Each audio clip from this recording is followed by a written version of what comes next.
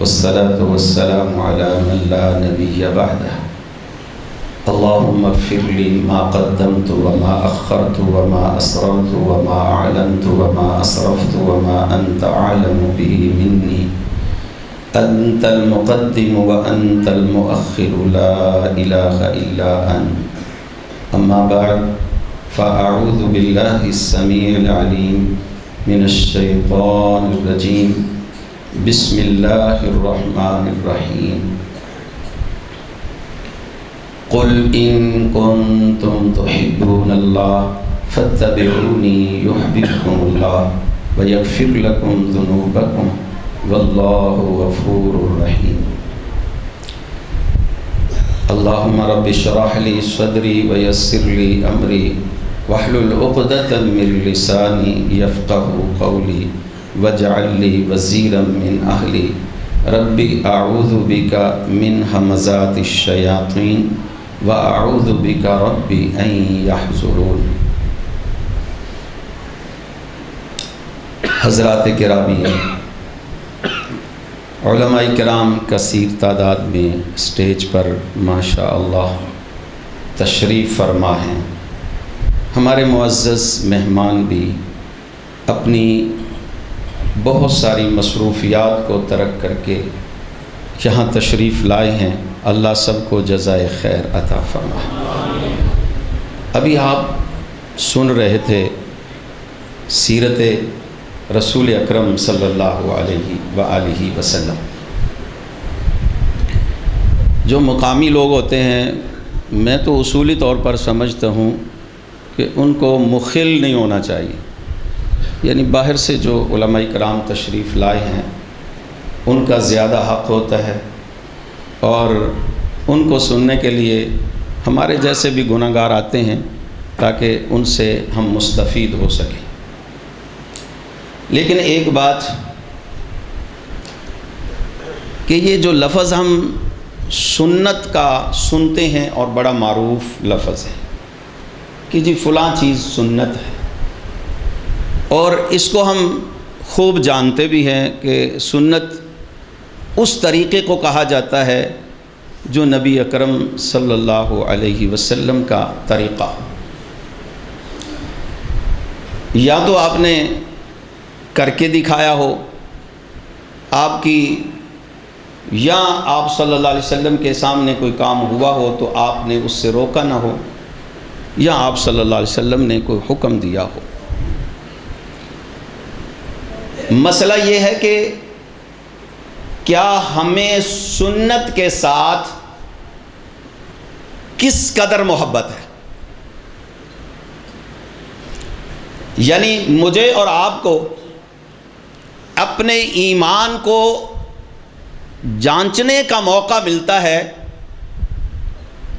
تو ہم ذرا خود اس پر غور کریں کہ مجھے سنت کے ساتھ کتنی محبت ہے۔ یعنی میں اپنی جگہ پہ، آپ اپنی جگہ پہ۔ سنت یہ ہے کہ میں کتنی محبت کرتا ہوں سنت کے ساتھ، اور میرا سنت کے ساتھ محبت کا معیار کیا ہے۔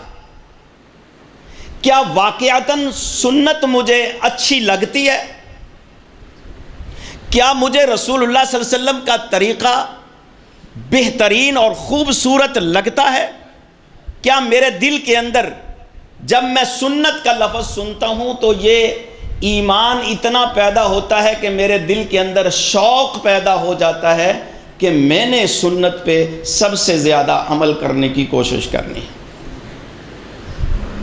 یعنی اگر ہم اس کو معیار کو دیکھیں نا تو مجھے اور آپ کو سب کو پتہ چل جائے گا ہم سنت کے معاملے میں کس پانی پر ہیں اور کس جگہ پہ ہم کھڑے ہیں، کہ سنت کے ساتھ ہماری محبت کتنی ہے۔ یعنی یہی ایمان کا معیار ہے کہ مجھے سنت کتنی خوبصورت لگتی ہے۔ اگر مجھے خوبصورت لگتی ہے اور میں ساری دنیا کو اس سنت کے مقابلے میں نیچے سمجھتا ہوں اور سنت کی بات کو اونچا رکھتا ہوں تو پھر میرے ایمان کا کیا کہنا ہے؟ پھر مجھے وہ معیار نصیب ہوگا جس کے بارے میں قرآن نے کہا ہے فَإِنْ آمَنُوا بِمِثْلِ مَا آمَنْتُمْ بِهِ فَقَدْ اهْتَدَوْا، تم ایمان صحابہ جیسا لاؤ تب تمہارا ایمان قابل قبول ہے۔ ایک معیار ہوتا ہے ہر شخص کے ذہن کا۔ 4-5 دوست اکٹھے ہو کر دکان پہ جاتے ہیں اور دکاندار سے کہتے ہیں کہ یہ کپڑا اتارو، یہ اتارو۔ جس نے کپڑا لینا ہوتا ہے نا دوست نے، وہ دوسرے 2-3 ساتھیوں کو ساتھ لے کر جاتا ہے اور ایک کپڑے پہ انگلی رکھتا ہے، ایک تھان پہ، کہتا ہے یار یہ اتارو، مجھے یہ رنگ بڑا پسند ہے۔ تو دوسرے دوست کہتے ہیں او چھوڑ یار، یہ کوئی رنگ ہے جو تم نے پسند کیا؟ مسئلہ یہ ہے کہ جو مجھے پسند ہے، جس معیار کو میں پسند کر رہا ہوں، مجھے وہ کلر پسند ہے اور میرے دوسرے دوستوں کو دوسرا کلر پسند ہے۔ یہاں ایمان کا معیار بھی یہ ہے کہ مجھے سنت کتنی پسند ہے۔ کیا میں جب رسول اکرم صلی اللہ علیہ وسلم کے طریقے کو دیکھتا ہوں تو میرے دل کے اندر کیا یہ محبت پیدا ہوتی ہے کہ اب میں نے اپنا طور طریقہ چھوڑ دینا ہے، خاندان کا طور طریقہ چھوڑ دینا ہے، ماں باپ کے بنائے ہوئے طریقوں کو چھوڑ دینا ہے، میں نے اس سنت پہ عمل کرنا ہے جو میرے نبی کی سنت ہے اور مجھے جان سے بھی پیاری ہے؟ کیا ہے یہ معیار اگر ایمان کا یہ ہو جائے تو پھر جیسے سلفی صاحب فرما رہے تھے نا کہ بلال جیسا زمین پہ چلتا ہے تو پاؤں کی آہٹ جنت میں سنائی دیتی ہے۔ علیکم بسنتی وسنت الخلفاء الراشدین المہدیین، فرمایا میری سنت، میرے خلفاء راشدین کی سنت۔ کیوں کہا ہے؟ اس لیے کہا ہے کہ جو سنت محبوب کو پیاری تھی وہ ابو بکر کو پیاری تھی، عمر فاروق کو پیاری تھی، عثمان ذی النورین کو پیاری تھی، علی المرتضیٰ کو پیاری تھی، سارے صحابہ کو پیاری تھی۔ میرے بھائیوں میری بات کو ذرا تھوڑا سا غور سے، کہ میرا معیار کیا ہے سنت کو جانچنے کا، سنت کو اپنانے کا؟ میرا معیار کیا ہے؟ میرا معیار تو یہ ہے کہ میں اپنے بچوں کی کٹنگ سنت کے مطابق نہیں کرواتا، ناراض نہ ہونا، میں اپنے بچوں کی بالوں کی کٹن، اللہ کی قسم مجھے وہ پسند ہی نہیں ہے جو رسول اللہ کی کٹنگ تھی، جو رسول اللہ کے جس طرح کے بال تھے، میں اپنے بچوں کو اس طرح کے بال بنواتا ہوں۔ اور ابھی آپ نے پچھلے دنوں دیکھا ہوگا ایک ٹاؤزر بالکل ہمارے گھٹنوں تک ہے، وہ لوگ پہننے لگے، اور ایک وقت آیا کہ ایک رومال وہ لوگوں نے، بچوں نے، نوجوانوں نے اوپر سر کے اوپر رکھا ہوا تھا، موٹر سائیکل پہ بیٹھتے ہیں اس طرح باندھتے ہیں، نوجوان بڑا یہ رومال استعمال کر رہے تھے۔ وہ رومال شیخ محترم، وہ رومال اس لیے سر کے اوپر نہیں رکھ رہے تھے کہ وہ رسول اللہ صلی اللہ علیہ وسلم کی سنت سمجھ کر رکھ رہے تھے، اس لیے نہیں رکھ رہے تھے۔ وہ انڈیا کا ایک اداکار تھا، اس نے ایک فلم کے اندر اداکاری کرتے ہوئے وہ رومال سر کے اوپر باندھا تھا۔ ہمارے نوجوانوں نے اس کی ادا کو پسند کرتے ہوئے وہ رومال باندھا تھا۔ اے کاش میرا نوجوان، میرا بھائی، میرا بیٹا، میرا چھوٹا، میرا بڑا یہ رومال سر کے اوپر اس لیے رکھتا کہ یہ میرے نبی کی سنت ہے، تو اس کی کیا بات تھی؟ ہم نے معیار کو خراب کر دیا ہے، ہمارا وہ معیار ہی نہیں ہے۔ ہم نے کہا ٹخنوں سے اونچے شلوار کو رکھنا رسول اللہ کی سنت، یہ کہا تھا، اور پیار کرنے والوں نے تو پیار کیا، لیکن کتنے ہیں جنہوں نے دعویٰ تو کیا کہ ہم رسول اللہ کی محبت میں بہت آگے ہیں، لیکن اپنی شلوار کو ٹخنوں سے نیچے کر کے یہ ثابت کر دیا کہ میں زبان سے کہتا ہوں کہ مجھے سنت سے محبت ہے، میرا عمل ثابت کر رہا ہے مجھے سنت سے کوئی محبت نہیں ہے۔ میرے بھائیوں، علماء کرام، میری قیادت موجود ہے، سید عمر فاروق شاہ صاحب، سید عبدالغفور شاہ صاحب، مولانا ابراہیم ملتانی صاحب، قاری خلیل اللہ فاروقی صاحب، حافظ عبد المنان سلفی صاحب، اور ہمارے محبوب ساتھی، ہمارے بھائی، ہمارے پیارے بھائی شیخ محترم حسن سلفی صاحب، اور آپ نے اس وقت جن کے درمیان میں اس وقت حائل ہوں، آپ کو بڑا ذوق شوق ہوگا کہ قاری عبد الرزاق طاہر صاحب حفظہ اللہ تعالی یہ ابھی خطاب فرمائیں، اور ان کی شیریں آواز کو سن کر ہم محظوظ ہوں۔ وہ تشریف فرما ہے، ربانی صاحب تشریف فرما ہے۔ میرے بھائیوں، علماء کرام، ہم صرف ایک بات عرض کرتے ہیں، آپ کو پتہ ہے کہ اہل الحدیث کا ترہ امتیاز یہ ہے کہ ہمیں کوئی سنت پر عمل کرنے سے گالی دے، ہم کہتے ہیں مبارک ہو کہ آج ہمیں اللہ کے نبی کی سنت پہ عمل کرنے کی وجہ سے کسی نے گالی دی ہے۔ کتنے شیریں ہیں تیرے لب کے رقیب، گالیاں سن کر بھی بے مزہ نہ ہوا۔ تم اس لیے بھی ہم نے گالیاں سنی کہ یہ سینے پر ہاتھ باندھتے ہیں، یہ وہابی ہے۔ ہم نے کہا کوئی بات نہیں، تم جو مرضی ہمیں کہہ لو، ہمیں محبت ہے، ہم رسول اللہ کے طریقے کو محبت اور عقیدت کے ساتھ ساری دنیا کو ٹھکرا سکتے ہیں، رسول اللہ کے طریقے کو نہیں ٹھکرا سکتے۔ لوگوں نے ہمیں بہت کچھ کہا، میں ابھی بات کر رہا تھا، میں نے کہا کہ لوگ ہمیں بڑا کچھ کہتے ہیں۔ کسی نے کہا بڑے گستاخ ہوتے ہیں، بڑے بے ادب ہیں جی، ولیوں کو نہیں مانتے، نبیوں کو نہیں مانتے، نعوذ باللہ من ذالک، پتہ نہیں کیا کیا لوگ لفظ کہتے ہیں۔ تو میں نے کہا تھا کہ جو نبیوں کو نہیں مانتا، جو نبیوں کا گستاخ ہوتا ہے، جو ولیوں کا گستاخ ہوتا ہے، ذرا ان کی موت کو بھی دیکھ لیں، اور جو نبیوں کے ماننے والے ہیں جن کو تم گستاخ کہتے ہو، ان کی موت کو بھی دیکھ لیں۔ آپ کو علم ہے، آپ جانتے ہیں اس بات کو کہ ایک بہت بڑا قوالی گانے والا، اس کی میت کو نکالا گیا، کہا کہ ہم باب علی حجویری کے دربار پہ اس کو دفن کریں گے۔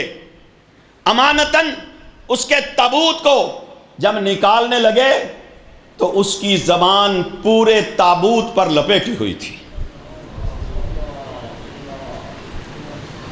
اور ادھر دیکھو، قاری عبد المتین اصغر رحمت اللہ علیہ ادھر صحابہ کی عظمت پہ قرآن کی آیات، سورۃ الفتح کی آیات پڑھ رہے تھے،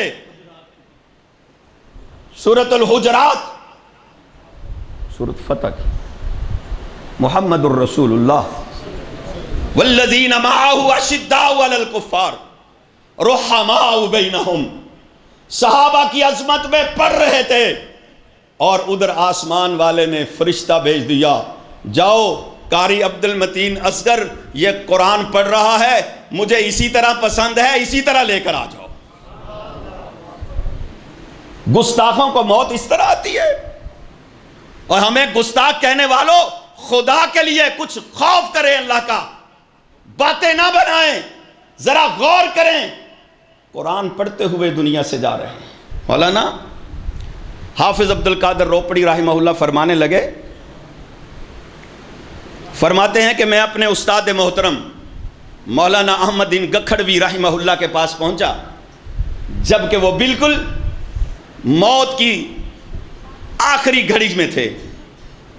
تو میں نے ایک حدیث پڑھی تھی کہ موت کے وقت ہر شخص حواس باختہ ہو جاتا ہے، اس کا دماغ ٹھکانے نہیں رہتا، موت کی سختی اتنی ہے۔ الا عالم، مگر اللہ علماء کی عقل اور فہم کو، فہم و فراست کو اس وقت بھی برقرار رکھتا ہے۔ فرمانے لگے، میں نے سوچا حدیث تو پڑھی ہے، آج استاد محترم کا آخری وقت بھی ہے، ذرا بات کر کے تو دیکھوں۔ کہنے لگے، میں نے کہا استاد جی، عیسائیوں نے رسول اکرم صلی اللہ علیہ وسلم کی ذات بابرکات کے بارے میں یہ الفاظ بولے ہیں۔ تو استاد موت و حیات کی کشمکش میں تھے، اٹھ کر بیٹھ گئے اور فرمانے لگے، عبد القادر، انجیل کے فلاں صفحہ، فلاں نمبر اس کی آیت ہے، اس میں محمد الرسول اللہ کی شان لکھی ہے، جا کر پڑھ لینا۔ علماء اہل حدیث ہو، علماء اہل حدیث کی موتوں کو دیکھو، کہیں ان کی موت کا سبب لکشمن سنگھ کا قلعہ بنتا ہے، بم کا دھماکہ ہوتا ہے، اور جب دفن کرنے کا وقت آتا ہے تو اللہ جنت البقیع میں جگہ بناتا ہے۔ تو میرے بھائیوں، جس نے بھی سنت کے ساتھ محبت کی، جس نے بھی سنت کے ساتھ پیار کیا، اور ہر شخص کی سنت کے ساتھ محبت کا معیار الگ الگ ہے، میں نے بھی سوچنا ہے، آپ نے بھی سوچنا ہے کہ میں کس سطح پر کھڑا ہوں، میری محبت کتنی ہے۔ کیا رسول اللہ صلی اللہ علیہ وسلم کے چہرہ اقدس پر، رسول اللہ صلی اللہ علیہ وسلم کا چہرہ اقدس کیسا تھا؟ اگر میری محبت ہے تو میں اس طرح چہرہ بنانے کی کوشش کروں۔ مولانا عطا اللہ تارک صاحب رحمۃ اللہ علیہ فرمانے لگے، برطانیہ میں ایک نوجوان جس کی داڑھی نہیں تھی، وہ جا رہا تھا تو کسی نے اس سے پوچھا کہ تم مسلمان ہو؟ اس نے کہا ہاں میں مسلمان ہوں۔ تو کافر آگے سے کہتا ہے، عیسائی آگے سے کہتا ہے، تم کیسے مسلمان ہو؟ تمہارے نبی کا چہرہ اس طرح کا تھا جس طرح تمہارا چہرہ ہے؟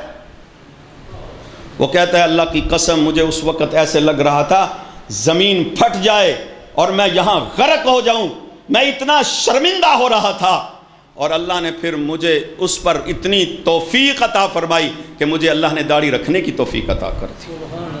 میرے بھائیوں، سنت کے ساتھ محبت اور اس کا ایک معیار بنائیں کہ مجھے کتنی محبت ہے، میں ہر چیز کو قربان کر دوں لیکن سنت کو قربان نہ کروں۔ اور ہماری بدقسمتی یہ ہے کہ ہم دین کو دنیا پر قربان کر دیتے ہیں۔ حکم یہ تھا کہ اس دنیا کو تم نے دین پر قربان کرنا ہے، اور ہم نے کیا کیا؟ ہم نے ہر جگہ پہ دکان پہ بیٹھے ہیں، دین قربان ہو رہا ہے، دنیا کے تھوڑے سے منافع کے لیے دین قربان کر رہے ہیں، ایمان قربان کر رہے ہیں۔ ہمیں اس بات کی کوئی پرواہ نہیں ہوتی، ایمان جاتا ہے جائے، دین جاتا ہے جائے، یہ دنیا کا تھوڑا سا فائدہ حاصل ہو جائے۔ صحابہ نے ہر چیز قربان کر کے ایمان کو بچا لیا۔ وآخر دعوانا